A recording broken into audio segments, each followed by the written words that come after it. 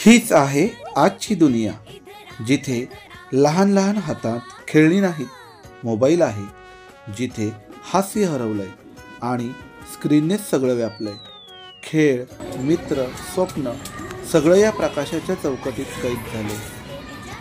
नमस्कार, मी श्रीनिश पवार, पीएम श्री राजश्री छत्रपती शाहू महाराज विद्यालय चौथी दुसरा विद्यार्थी आणि मी भार्गवी या शाळेची चौथी अ तुकडीतील विद्यार्थिनी. पूर्वी आम्ही धावत होतो मैदानात, आज धावत आहोत फक्त त्या गेमच्या लेवल मध्ये. पूर्वी आम्ही स्वप्न पाहायचो डोळ्यांनी, आता पाहतो स्क्रीनवर. कधीही खरी नाही, पण या स्क्रीनच्या पलीकडचं जग अजूनही आपल्याला बोलवतंय. तिथे हसू आहे, मित्र आहेत आणि खरं जीवन आहे. तर चला पाहूया आमची नाटिका स्क्रीनच्या पलीकडचा जग. चार मोठे हाती. कार्तिक, कार्तिक, कार्तिक, मला जेवण थंड होतंय, आधी जेवून घे ना. थांब नाही, लेवल जिंकायची, आता नाही थांबू शकत. कार्तिक, तुझं रोजच झालंय. तुला जेवायचं नसतं, तुला अभ्यास करायचा नसतो, सारखा तुला मोबाईलच खेळायचा असतो. हे मोबाईलच तुझं जग झालंय का रे? आई, हे फक्त गेम नाही तर माझा स्कोर आहे, माझं मिशन आहे. थोडा वेळ जिंकू दे ना मला. अरे कार्तिक, तू गेम जिंकशील बाळा, पण वेळ हरवशील आणि गेलेली वेळ पुन्हा मिळत नाही. हा खेळ नाही रे कार्तिक, आजार आहे.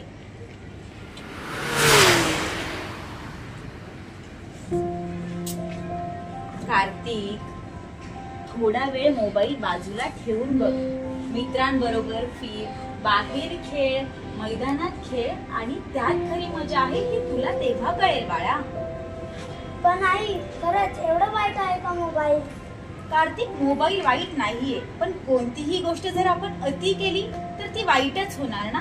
मोबाईलचा वापरही आपण थोड्या वेळापुरता, कामापुरता केला तर तो वाईट नसतोच. मोबाईल मुळात वाईट नाहीच, फक्त तो वेळेपुरता थोडक्यात वापरायचा. कळालं? कार्तिक सारखे अनेक विद्यार्थी स्क्रीनच्या जगात हरवतात, पण त्यांना जागं करणारा एकच शब्द, आई.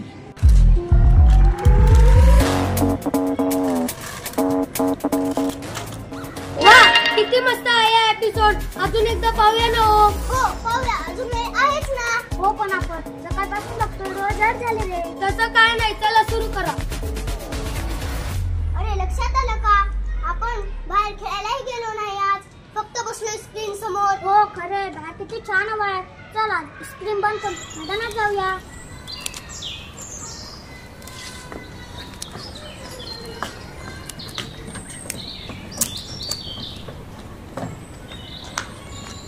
खरा आनंद स्क्रीनमध्ये नाही, तो खेळात, मित्रांत आणि निसर्गात आहे. थोडा वेळ स्क्रीनपासून दूर जा, आयुष्य किती सुंदर आहे हे कळेल.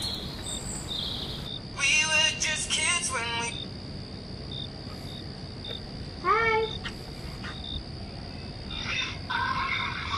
हाय हाय. अजून झोपली नाही का? नाही ग, झोपच येत नाही. बरं बरं, बोलूया थोडं अजून. आज तर सगळ्यांनी फोटो टाकलेले, किती कमेंट्स मिळाले बघ ना. हो ना, खूप कमेंट्स मिळाल्या. आपले फोटोज किती छान आले. हो ना. हो ना. चालेल, फोन ठेवते आता. Bye bye. अरे बापरे, वेळ किती झाली. पण चालेल, अजून थोडा स्क्रोल करते. स्क्रीनचा प्रकाश झोप हिसकावतो आणि उद्याचा उत्साहही हरवतो. थोडं जग स्क्रीनच्या बाहेरही आहे, जिथं शांत झोप आणि खरं हसू आहे. हो, आज मी लेवल नक्की पार करणार. अजून थोडं. अरे अमन, चल ना मैदानात, सगळे तुझी वाट पाहतायत. हो रे, संध्याकाळ झाली, चल क्रिकेट खेळूया. नाही रे, अजून थोडा, हा गेम संपतो आणि येतो.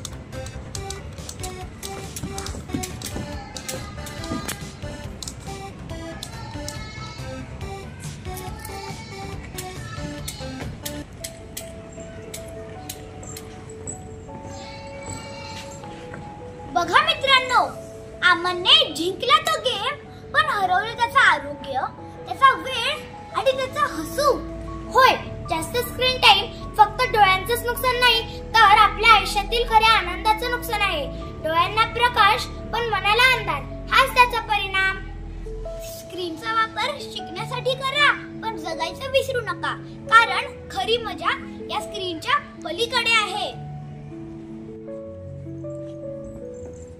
तंत्रज्ञान आपल्या हातात असावं, आपण त्याच्या जाळ्यात नाही. थोडं जगूया खऱ्या जगात, खऱ्या हास्यात. वा, काय मारलं रे या हिरोने. मी पण असाच बनणार, सगळ्यांना हरवणार.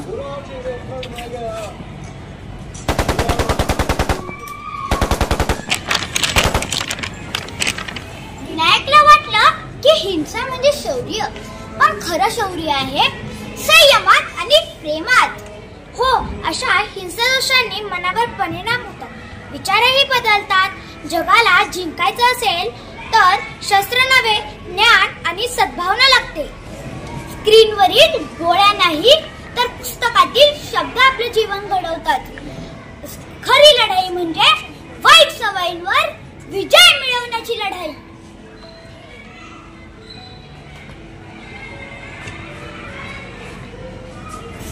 तुम्ही बरोबर म्हणता.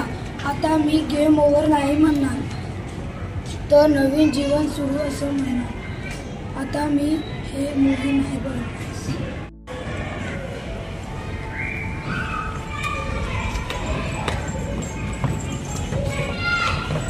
आपलं खरं आयुष्य लाईव्ह आहे, ते टीव्हीच्या फ्रेममध्ये नाही तर आपल्या मनात आहे.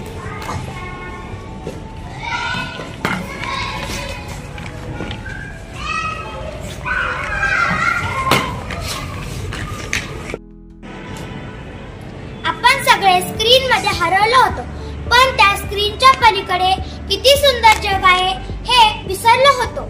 त्या जगात आहे हास्य, खेळ, मित्र आणि खरं आयुष्य.